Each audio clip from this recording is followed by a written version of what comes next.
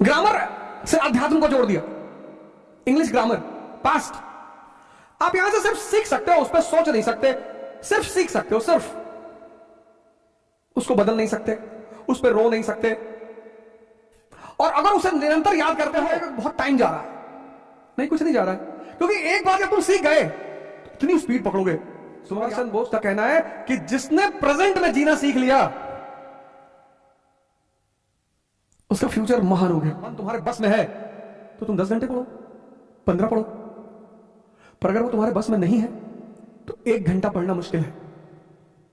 उस मन को बस में करने में जितना समय लगेगा बस वही समय है। Learning is a slow process.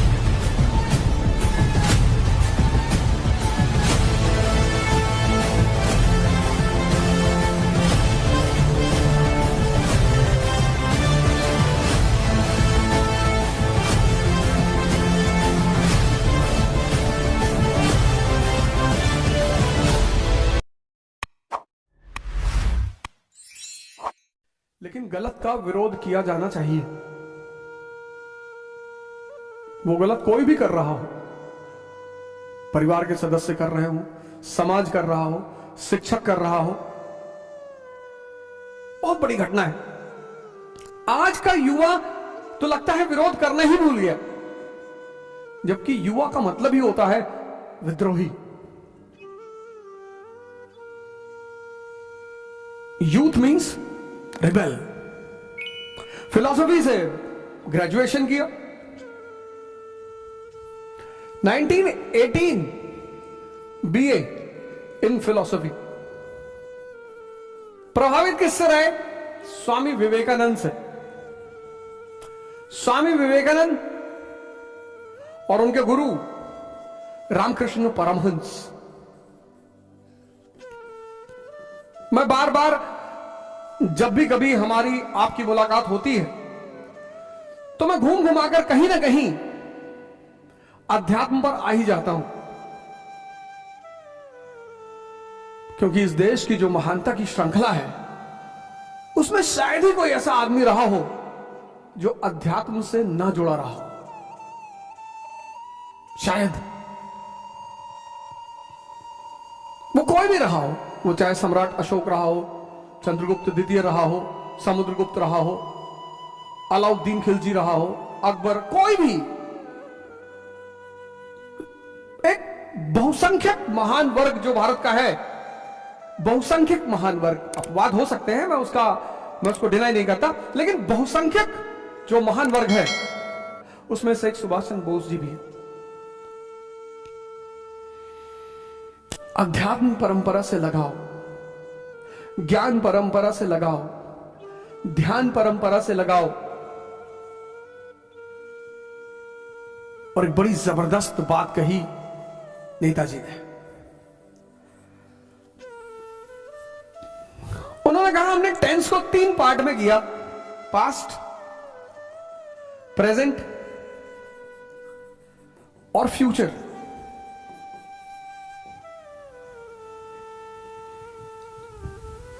बड़ी प्यारी बात। ग्रामर से अध्यात्म को जोड़ दिया। English grammar, past. आप यहां से सिर्फ सीख सकते हो, उस पर सोच नहीं सकते, सिर्फ सीख सकते हो, सिर्फ उसको बदल नहीं सकते, उस पर रो नहीं सकते।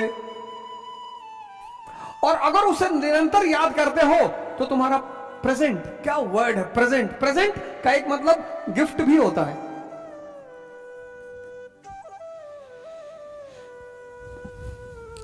कितना मैंने उसे प्रेजेंट दिया, तुम बर्थडे में मुझे क्या प्रेजेंट दोगे? प्रेजेंट का मतलब गिफ्ट।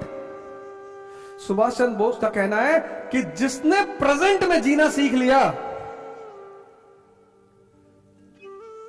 उसका फ्यूचर महान हो गया।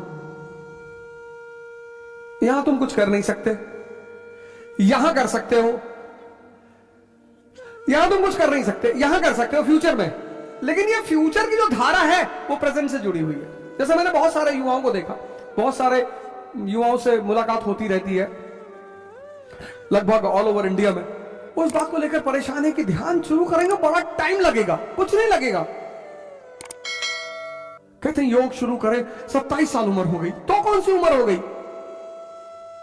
कौन सी उम्र हो गई, 30 साल उम्र हो गई, तो परिवर्तन की कोई उम्र नहीं होती।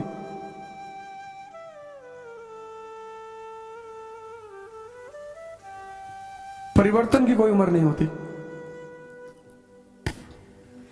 और पूरा जीवन तुम्हारा मन पर चलता है। पूरा मन को बाहर कर दो, जीवन खत्म। तुम्हारा पूरा जीवन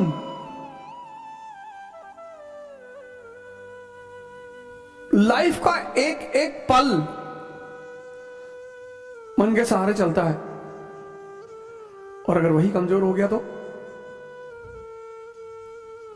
बोलते प्रेजेंट। ध्यान भी तो यही है, प्रेजेंट में रहना। सुभाष चंद्र बोस का कहना था कि जिस भी युवा ने अपने प्रेजेंट को देख लिया, learning is a slow process. चाहे साइकिल सीखना हो, ध्यान सीखना हो, कार ड्राइविंग सीखना हो, पढ़ना सीखना हो, कुछ भी अगर सीखना है तो प्रोसेस स्लो होगी। जब वो प्रोसेस स्लो होगी तो तुम्हें लगेगा बहुत टाइम जा रहा है। नहीं, कुछ नहीं जा रहा है, क्योंकि एक बार जब तुम सीख गए इतनी स्पीड पकड़ोगे। तुम अगर याद करो, जब तुमने कार चलाना सीखा, 20 की स्पीड, 25 की स्पीड, 30 की स्पीड, 40 की स्पीड, और वही कार जब तुम्हें मौका मिला तो तुम 100 की स्पीड, 120 की स्पीड, 140 की speed. Learning is a slow process. ये बहुत बड़ा फॉर्मूला है। Learning is a slow process, but once you learn, एक बार तुम सीख गए तो कितनी भी गति दे दो,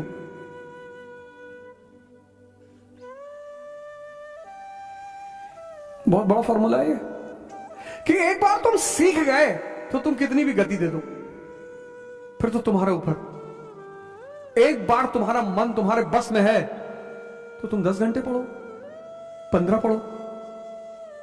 पर अगर वो तुम्हारे बस में नहीं है तो 1 घंटा पढ़ना मुश्किल है।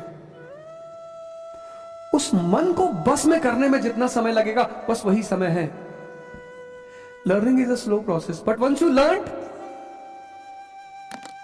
सीखना एक धीमी प्रक्रिया है, लेकिन सीखने के बाद गति दी जा सकती है। और सीखने की कोई उम्र नहीं होती। सुभाष चंद्र बोस ने कहा कि भारत की आध्यात्मिक परंपरा में ही भारत का भविष्य छुपा हुआ है। क्या बात है। सुभाष चंद्र बोस ने कहा कि भारत की आध्यात्मिक परंपरा में भारत का भविष्य छिपा हुआ है। The future of India lies in the spiritual background of India.